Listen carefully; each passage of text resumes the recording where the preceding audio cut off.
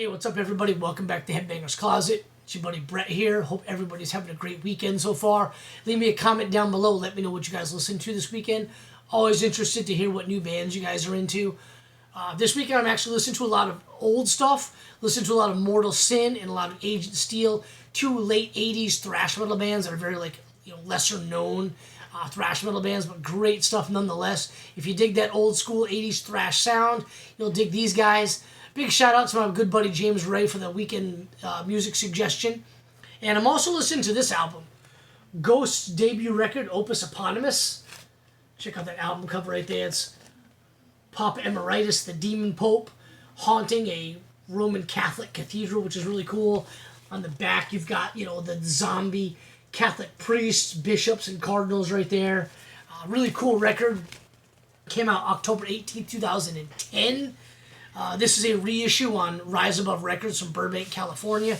I picked it up from Revolver Records, and it seems like what they're doing is every 2 months or 3 months they're releasing a new Ghost record on a colored variant that matches the color of the album, or album artwork, which is really cool. So insert, it's kind of neat. You got the upside down cross Ghost G logo. On the other side, you've got the lyrics to the tunes. And this colored vinyl is blue. It's actually called Midnight Blue. And I don't know if you can see right there, if my phone camera does it justice, but there's these white specks in the nice blue vinyl. And it looks like you're looking up into the midnight sky, which is kind of cool. It looks like the stars and everything. So I kind of dig the way that looks. I'm really stoked to get this one. I'm trying to collect all the colored variants of Ghost. So like I said, this thing came out October 18th, 2010. And really, really great record. But when it came out, there was a lot of buzz about the album. All the heavy metal music publications, online publications, were talking about the upcoming release from Ghost. The singles were getting a lot of, love from fans. And I'll admit, I wasn't a huge doom metal fan. And since this thing has come out, there's been a lot of kind of controversy online. Are they doom metal? Are they regular metal? Are they even metal at all? I mean, if you listen to the Ghost discography, you can kind of understand that, the debate right there. But, I wasn't really into doom metal. To me, it was kind of slow and sludgy. I'm a thrash guy and a death metal guy. I like stuff a little bit more up-tempo and faster. Keep my attention. But James Hetfield of Metallica, Kerry King from Slayer, and Phil Anselmo from Pantera all raved about this band and this album.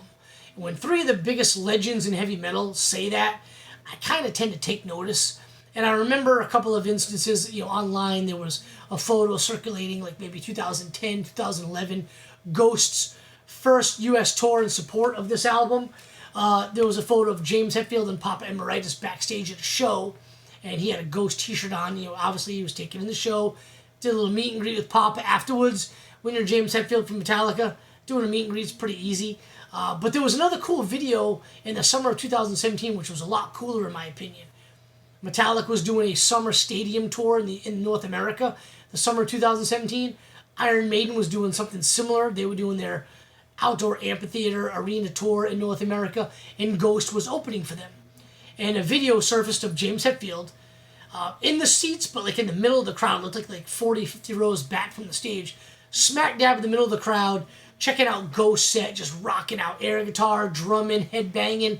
And all the fans around him knew it was James. I mean, they were filming him, getting their photos with him, but he was just wasn't James Hetfield the front man of Metallica. He was just a fan of Ghost, which I thought was really, really cool.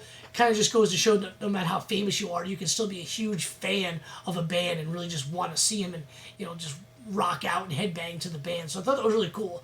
So like I said, when a guy like him and Kerry King and Phil Anselmo endorse a band, I got to check it out. So what did I do? I went out and picked up the CD, which is right here. Basically the exact same kind of, sleeve and everything as the record right there. But yeah, so I put it in the CD player, and when I was driving it, instantly I was like, damn, this thing is good. And I was like, yeah, it's a little bit slower, but there's some up-tempo stuff in here as well. So I just still wasn't sure about the whole doom metal vibe, rather. But two things actually stood out for me. The rhythm guitars were so good. Just great, heavy, Black Sabbath chugging guitar riffs that were catchy as hell.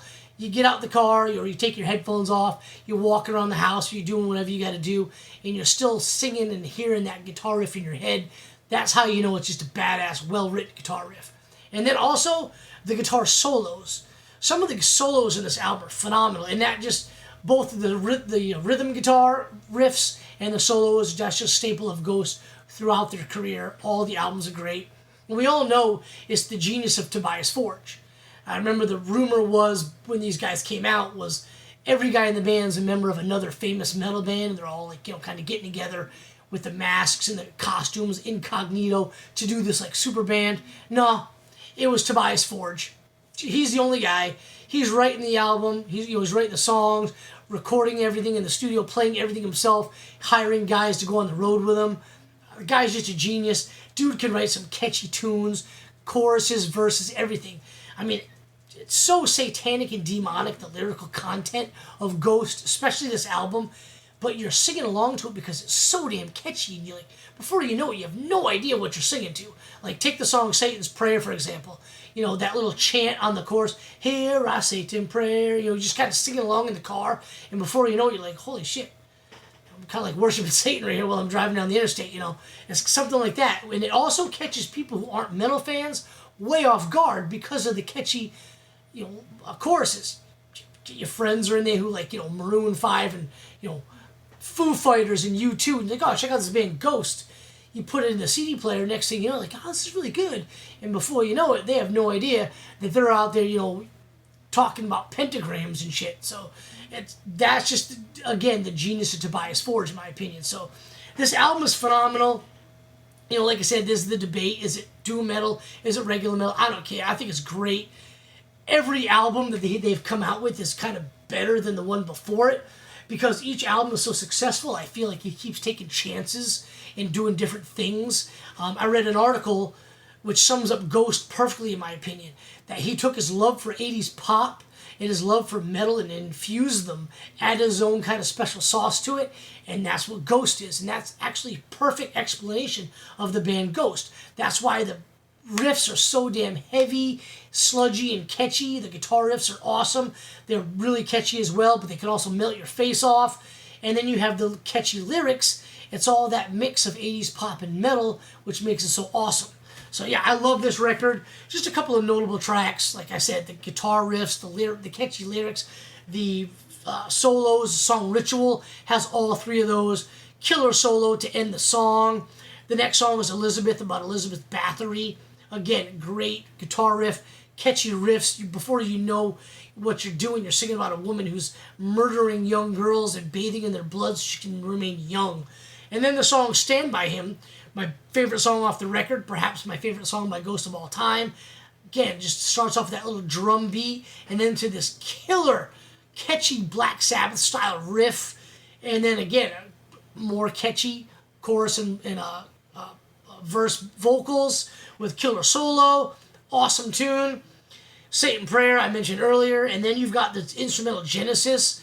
Once again, we're talking about the genius of Tobias Forge. That guitar, dual guitar harmony in it, just so good. It's a great album. Like I said, every one of these albums is better than the one that came before it.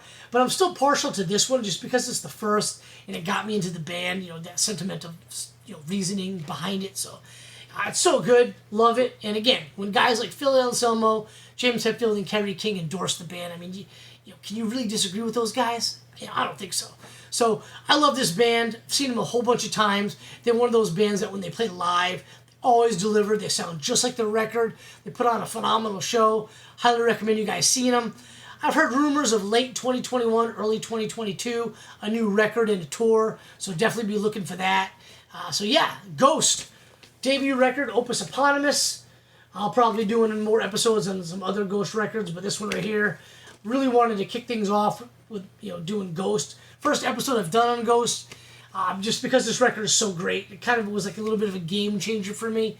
So yeah, what do you guys think about the album Ghost, or the band Ghost rather? What do you think about the album Opus Eponymous? Leave me a comment down below. We're always interested in hearing what you guys have to say about stuff. And yeah, hit that like and subscribe if you hadn't already. Go find me on Instagram, Headbangers Closet. I do my best to follow everybody back there. I'm posting photos of my collection, posting photos of, shots I've taken at live shows, all this other stuff. And like I said, I do my best to follow everybody back if I can. And yeah, we'll have another video for you guys very soon. And as always, cheers.